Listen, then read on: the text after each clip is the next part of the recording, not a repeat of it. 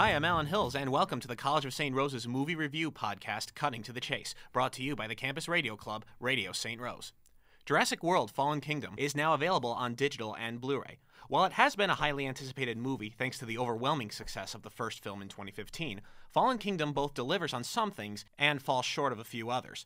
While it does have its incredibly obvious flaws, it is far from an unnecessary sequel and easily incomparable to the two sequels following the first Jurassic Park. It partially contains a lot of the same things that made the first one so fun and surprisingly likable, primarily when it comes to the cast. Bryce Dallas Howard and Chris Pratt deliver knockout performances as they usually do. New cast members, Rafe Spall and Toby Jones, even bring a new type of villainous sophistication to the series since ever, really. What makes Fallen Kingdom a little flawed, however, is its storyline, which goes from being half bad to half good.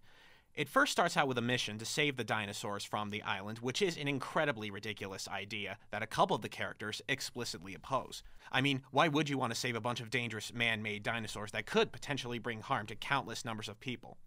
However, my biggest complaint about the movie was Jeff Goldblum's minimal involvement, in which he returned as his iconic Jurassic Park character Dr. Ian Malcolm for the first time in 20 years.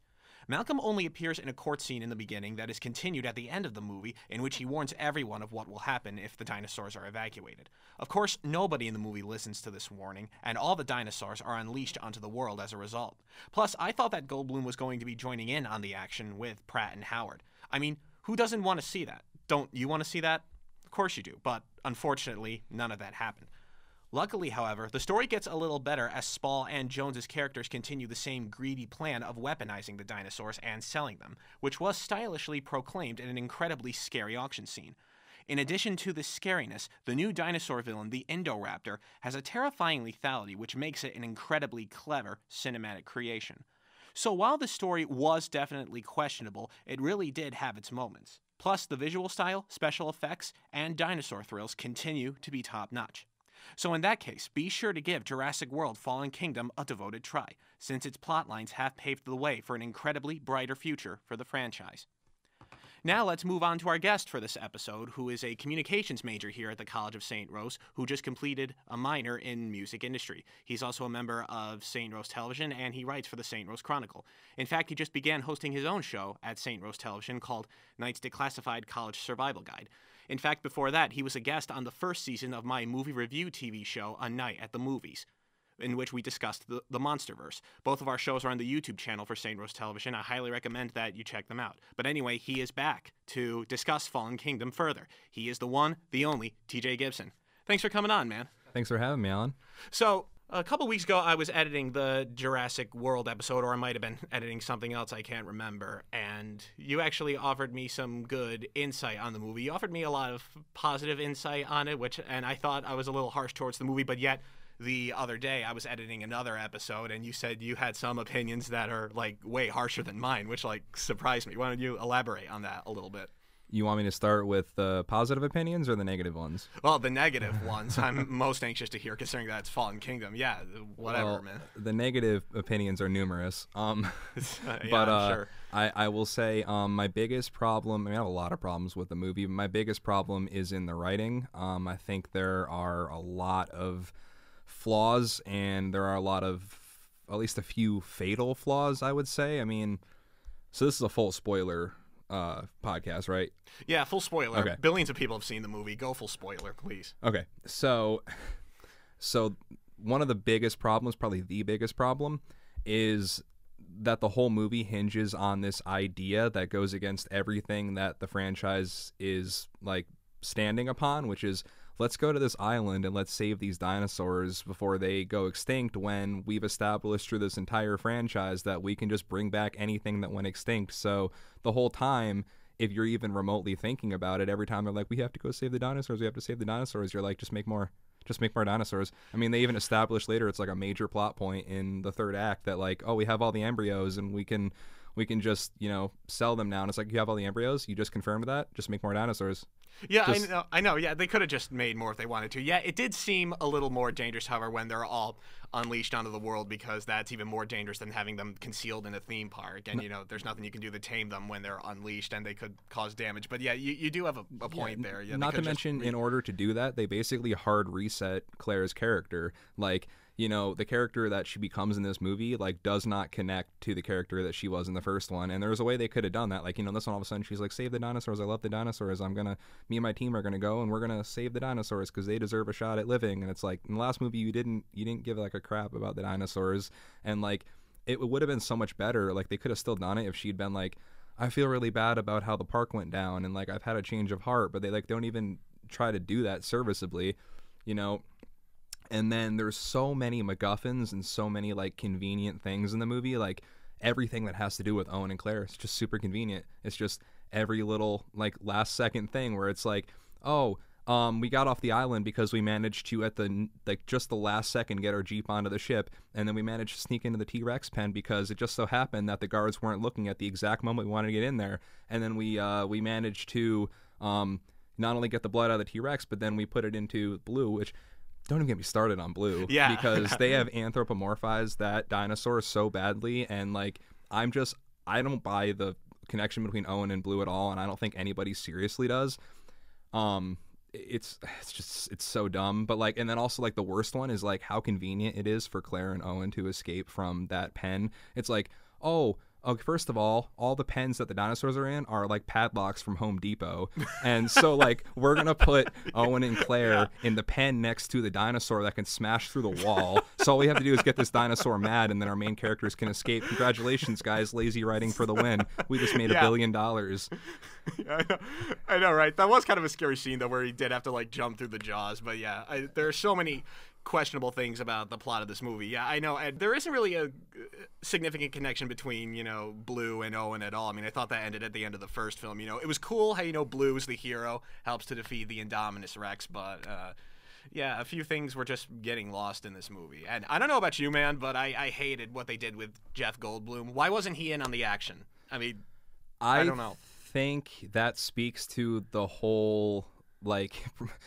wider problem with this movie. And, like, I know you said in your, like, initial thoughts on this that it was far from an unnecessary sequel, but I'm going to counter you on that and say it was a completely unnecessary sequel, and this entire trilogy is unnecessary. Yeah. And, like, them throwing Jeff Goldblum in there was also unnecessary because it's like, throw him back to the action, but why include him at all? Which then leads you down this rabbit hole of why did we even reboot this in the first place? That's right, because money. And people will buy anything with, like, a dinosaur on it. And I know, yeah. And so if they say, look, Jeff Goldblum is here, it's like, okay, cool. I guess I was happy to have my 30-second dose of Jeff Goldblum to bookend the movie and to say, no, welcome to Jurassic World, even though only 30 dinosaurs escaped and they're all single sex.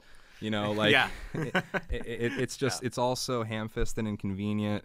And also the fact that Jeff Goldblum is there makes it really blaringly obvious that this is really just a bad remake of The Lost World. Yeah. Yeah, The Lost World was worse, I think. I saw that movie like 5 years ago. It was awful. I hated it. I liked it when I was a little kid. Because I was like, ooh, dinosaurs. And, like, that's, like, what the whole audience has grown into for these movies. Like, ooh, dinosaurs. I don't care about, character development or coherent plots. Ooh, dinosaurs. But, like, watching The Lost World now, it's not good, but I still think it holds together better than this movie does. Because at least there were legitimate reasons for Jeff Goldblum's character, for Ian Malcolm, who doesn't make any sense coming off of the first movie, but whatever, to go to the island. And it's still kind of, like, convenient that the T-Rex ends up getting to San Francisco, I think, and gets whatever to generic city B, and starts wreaking havoc. And it's like the exact same plot all over again in this movie, but just, like, even, like, more, like, just not as well put together. Where it's like, okay. We went to the island, we got the dinosaurs off, and then now, like, oh, crap, they're on the mainland. Oh, one escape now. Oh, people are getting eaten. Oh, we justified our whole movie. Yeah, which is basically going to be the third Jurassic World, Unfortunately. I know, yeah. Yeah, and the only reason I said that, it was an unnecessary sequel is that I'm hoping they're setting up for something better in the third one. They're all over the world now. We're not in a theme park. It's not the typical thing anymore. So I am really, really hoping that they're going to be going for something new here, but I really don't think it's possible. Here's the problem with that, Alan, though. Are they really all over the world? Because if they had come up with some way in the end of this movie to actually have, say, hundreds of dinosaurs and put them all over the world, I don't know how they would do that, but I'm not the screenwriter, so that's not my job to figure out. But there's, like I said, there's like 25, 30 of them tops that escape from that mansion, and they're, like I said, they're all single sex. And yes, I know we've established that, you know, they can still, you know, find a way because life finds a way. Yep. But what is it going to take, like a couple months to take them down? They're just in the forests of California, and there's like 30 of them just. Yeah, I know, I hear you, man. But then again, you know, it's the movies and anything can happen. I guess if they hide out in the right places, they can breed a bunch more. But yeah, there's just so many problems with this film series. Yeah, I was just trying to be a little positive with the Jurassic World because there were some things I liked about it. But I can be a little positive about it. I mean, like, one thing that I thought was really good is the cinematography, and it is play on really some of the gorgeous. positive stuff. Well, director, I first forget how to pronounce his name. J.A. Bayona, do you know? Sorry, who again? I'm sorry. The director. I forgot his name. Yeah, it's like Bayona, something. I always forget how to pronounce it. Something like that. Yeah. He's a really good director, and he, you know, and whoever he has as his cinematographer is also really good. But like a lot of the shots are just really gorgeous. There's a lot of really great iconography, particularly like the shots involving the Brachiosaurus, like when they first arrived to the island, and you see kind of like the shot of the Brachiosaurus is like the first dinosaur they see, and it kind of harkens back to the first movie when they first saw that Brachiosaurus, but then also you see like that Brachiosaurus, which has been confirmed, you know, I forget by who involved in the movie, that's the dinosaur from the first film, and then you see them like wailing, and that beautiful shot as the ship goes away from the, you know, exploding island. And then there's also the shot that I really, really love. It's probably my favorite shot in the movie, where the Indoraptor's shadow is coming down over the window, and it looks like the cover of the first Jurassic Park book. It's just really pretty. Or there's the shot with the Indoraptor in the reflection in the mirror. Although that only ends up leading to them hiding like 10 feet under the Indoraptor, who somehow can't see it, even though we just established 10 minutes ago that this is the most intelligent hunting animal that ever existed. I know, yeah. And they're directly under his nose, but he can't find them. But I digress, whatever. Yeah. I thought one shot that I thought was pretty scary in particular is, you know, where the little clone girl, I forgot what her name was, who cares, where he's... Oh, you had to remind me about the clone girl. I know.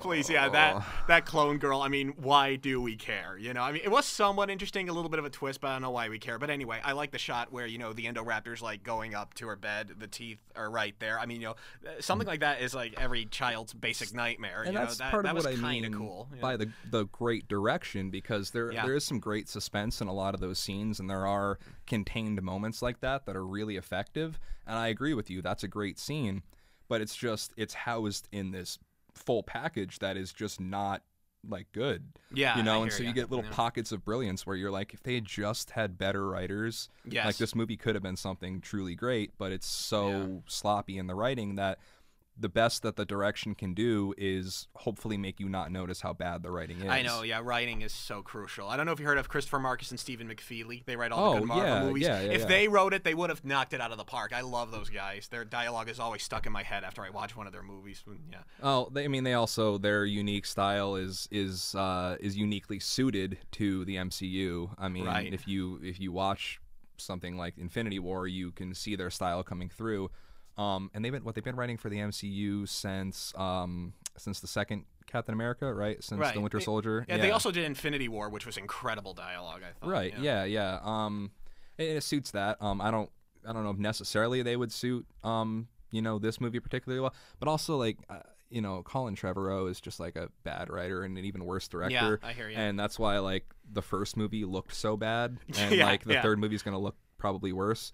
Yeah, thank God he's not directing Star Wars Episode 9 anymore. J.J. Abrams is back. TJ, it's so weird that you just began talking about the MCU because Chris Pratt is in that. He was in Avengers Infinity War, and Infinity War and Fallen Kingdom were both out in the same summer. They were just out a few months ago, summer 2018. Chris Pratt got to be in $2 billion blockbusters, separate franchises, in the course of the same summer. That's so weird. And Infinity War should definitely be discussed a little bit. And here to discuss Infinity War is a communications major here at the College of St. Rose, who is also a member of St. Rose Television, Benjamin Mojica. Hey, Ben, what's up?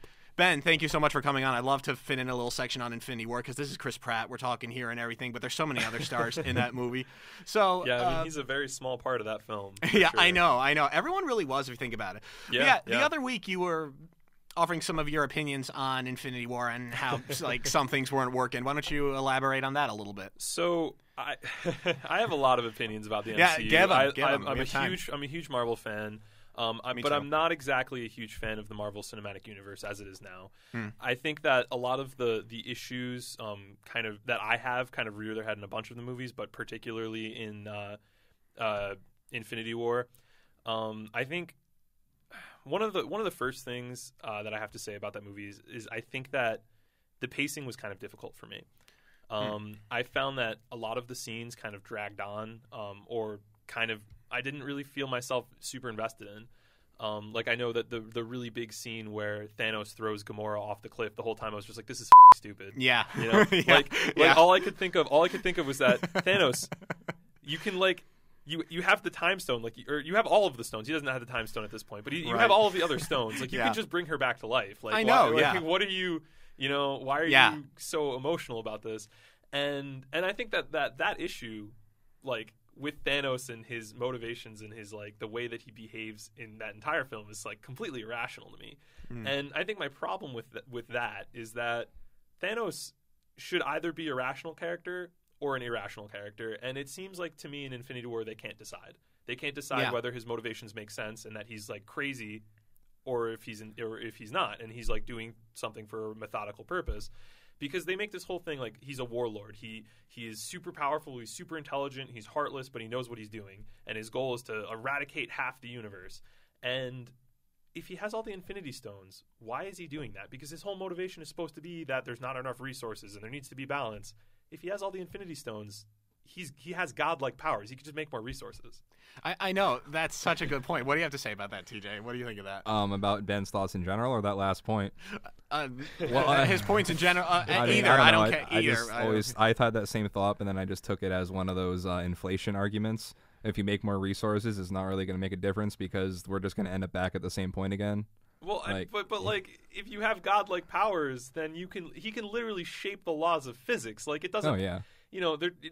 But then there's no stakes, Ben. Come on, you need to have stakes in a blockbuster. Well, no, I totally agree with you. But I think that's my problem is that they fabricated an issue. That's a fair point. Yeah, Ben, I will say that really is a good point. As much as I love that movie, because in all the years that I've been looking forward to Infinity War, I've been reading up, on Thanos and his powers and all the things that he did do in the comic books with the Infinity Stones. I really thought he would be doing much more than he did in Infinity War, and I really expected the spectacle to be much more dark and upsetting than it really was. I just expected the worst from Thanos. And playing off of that, like the comic book Thanos is awesome. Like this is going back to my whole like rational versus irrational thing. The comic book Thanos is behaving irrationally because he's trying to please the primordial figure Death. Like he's got motivations that are based out of his emotion. Yeah, he wants the girl. And he's doing. He's like, kill everyone. And he's doing crazy things to try and achieve that. And like that's like an enjoyable and like understandable plot line. The Thanos in the movie, like what is he doing? Like he's not behaving in any kind of way that makes sense, but he's smart, like he's clearly intelligent, like he knows what he's doing. But like what he's doing doesn't make any sense. Okay, here's the thing that you have to do when you go to see a Marvel movie, especially one like Infinity War. You have to just let go of no listen, okay, I know this is going to sound hypocritical because I just tore apart Jurassic World, but here's the difference, right? Jurassic World, both the Jurassic Worlds, but particularly Fallen Kingdom, tries to stand on this like philosophical high horse of like, save the animals and all that, and like our duty as interspecies and all that. Infinity War doesn't try to do that. It just there's no like high horse of like philosophical whatever to it. There is in Civil War, and that's why you can tear Civil War apart a lot more, and that's okay. I hate that movie a lot more than I know you hate that movie. I know you hate that movie very much. But with Infinity War and a lot of the Marvel movies, you have to just shut that part of your brain off because the movie doesn't try to do that. It doesn't try to do that, and so like I think it's one of those things where you have to just try to appreciate like, is the spectacle enough, and like, are these characters at least engaging enough? And the answer might be no, and that's okay, but if it at least services that part of it, that popcorn flick part of it, then that's all it really needs to do because that's all it's trying to do. Well, yeah, and I guess I get what you're saying, except that like I feel like I don't know if I agree. Like I feel like these MCU movies are really kind of holding this pretension that they're actually about something. Yeah. And like they're really not. Black Panther is. They're about Black so Panther much. absolutely is, and I love Black Panther, and I love Iron Man 1, and I love Iron Man 1's fantastic. a Yeah. And Black wonderful film. Panther. And Black yeah, Panther had such a absolutely. good plot execution. and it and really did. I liked the Spider-Man Homecoming. And, Yeah. And the first Guardians. And the first Guardians. Oh God, that's a classic. Yeah. And at the same time, I feel like, movies like Infinity War were kind of just an excuse to put all of the heroes in one movie and have a big giant action scene. I mean, there was an hour of fighting, of big flashy CG fighting, and that's just not for me. Yeah, I really wanted to see a group shot. Yeah, I did hear in the news from Scarlett Johansson that they did film a crazy scene with like 67 of them together, so that's a hint that they might be resurrected. Well, they obviously, like that scene of them so- all running that was in every trailer and not the movie. In the movie. Yeah. Well, that wasn't even all of them. That was only like a few. So yeah, I really expected a big group shot towards the end of Infinity War before they were killed off, but I guess the Russo brothers just had too much to handle. Well, I will say about expectations, that movie was the most predictable. So much more than I thought it would be of all of the MCU movies that I've watched. I think the most predictable thing about that movie is that that none of the things it does are actually going to stay a thing.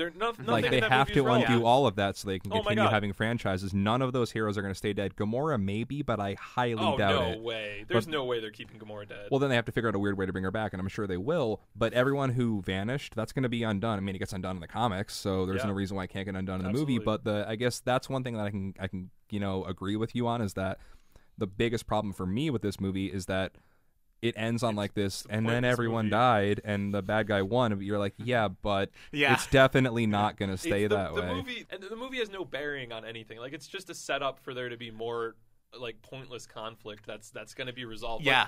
Maybe if there's like a Galactus, movie in our future of the MCU, maybe that'll be interesting. There will be. Yeah, that'd be where cool, the stakes are like real, but like I know, yeah. Come on, like all right, so there's that, like Doctor Strange goes, he looks into the future and he's like, and Tony Stark goes, oh well, how many of those futures did we win? And Doctor Strange goes, just one. And then right at the end of the movie, when everybody's dying, goes, it had to be this way. Well, of course it had to be this way. This is obviously the one version where they succeed. Like, what? I know. I hear you. Yeah. Well, also that's my other problem with this movie. It's so minor, but like once you think about it, you can't not think about it. Why didn't he just put his hand in a portal and cut it off? Oh my God, that's true. Yeah. That's so true. Oh my God. That's so true. I never even thought of that. Pull the glove off, just cut his arm off. Yeah, I mean they show that in New York. Right they do that. Scene. Oh my God, so many things they could have done. And on top of that, and this is something that this is another thing that frustrated me about at Civil War, is they gave Star-Lord the Iron Man treatment, where they made him do something completely irrationally. Oh, that's also really dumb. Yeah, I know.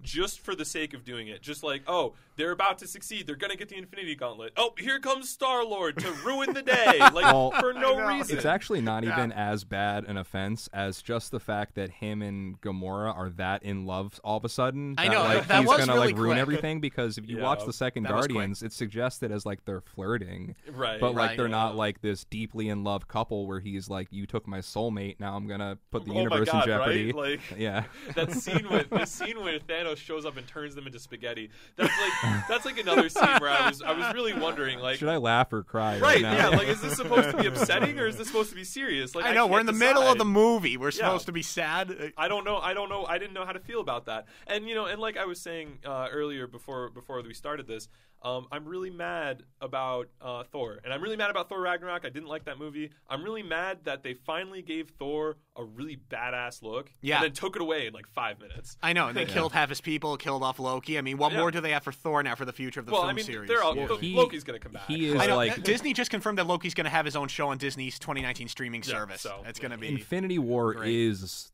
like, if you don't consider it Thanos' movie, it's Thor's movie.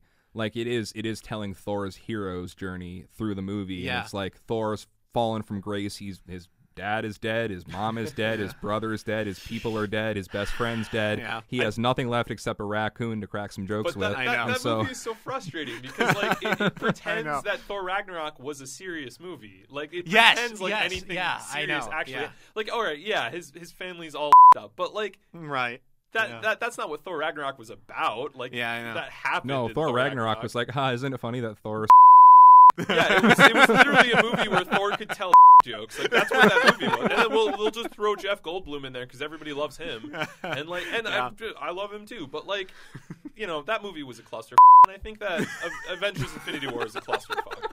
Well, I guess my last question for you, Ben, would be: do you have high hopes for Avengers 4 next summer? What Absolutely do you think? not. Absolutely not. I do have high hopes. I do have high hopes for Captain Marvel. I think Captain Marvel is going to be absolutely amazing. Yeah, Marvel's first female superhero. Oh my god, how could you go wrong? All right, so like, when we saw Black Panther, I think we're going to get the same kind of treatment. We're going to get a serious movie that takes itself seriously, that's not filled with jokes, that has a well-written plot with good actors. I think that I'm hopeful for Captain Marvel.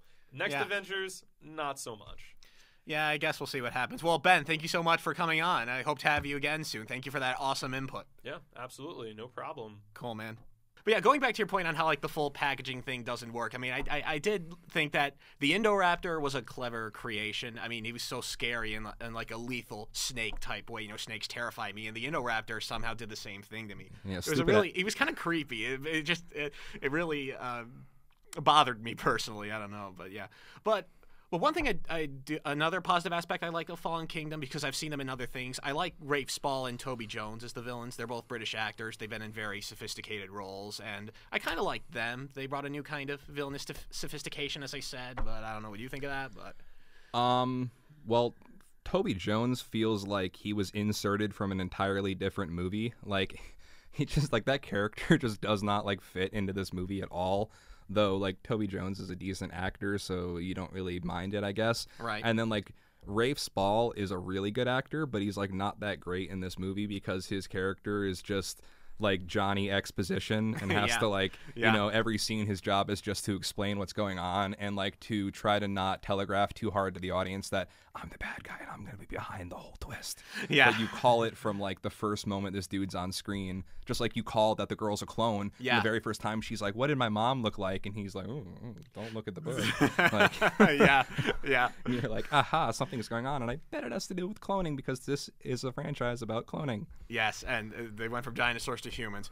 Well, TJ, all I can say is I hope Jurassic World 3 is better. It would take a miracle. I simply don't know, but they definitely could have done better with Jurassic World Fallen Kingdom. I really think so. I don't have high hopes for the third one because Trevor O is directing it. And he also co-wrote the screenplay, which he co-wrote for this one, and so I expect the same problems that are probably going to be worse, and he's still stuck on his high horse about dinosaurs should be used for military applications, and it's just so dumb. Yeah, I know. I but hear you. Yeah, I mean, I don't know. I guess we'll see. I mean, I don't want to be too negative about it, but I'll be honest, I don't have the highest hopes, but I guess we'll see. I don't have any high hopes either. It'll make money though. It'll make a lot of money. It will, yeah. Billions of dollars. The first one was like 1.6 billion. This one was not that big, but it still made $1 billion. But yeah, all we can do is hope for the best, and like you said, we'll see. Well, unfortunately, that's all the time we have. TJ, thank you so much for your time and for coming on to this first episode of Cutting to the Chase. This has been really awesome. I've really seen how we can have a great thing going with this show, to have a guest and to get some real nice conversation going. So thank you again. This has been awesome. Yeah, man, absolutely. Thank you again for having me.